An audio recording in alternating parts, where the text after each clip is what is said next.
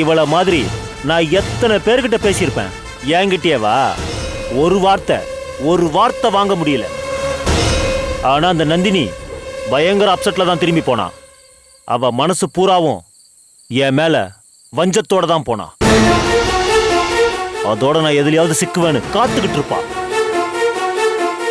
ஆனா ஐயோ துர்காவை பத்தி அவ கொடுத்த பில்டப் இருக்கே, அததான் இன்னும் என்னால சகிச்சுக்கவே முடியல.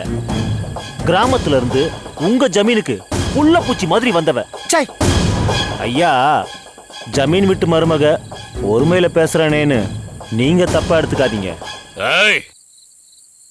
அவ என் உசிரெடுக்க வந்தவ, அவளுக்கு என்னடா மரியாதை? அது சரி. ஆனா அவளை பத்தி அந்த நந்தினி ஆஹா ஓகன்னு பேசினதும் என்ன மிரட்டினதும் நிஜமாவே என்னால சகிச்சுக்கவே முடியல.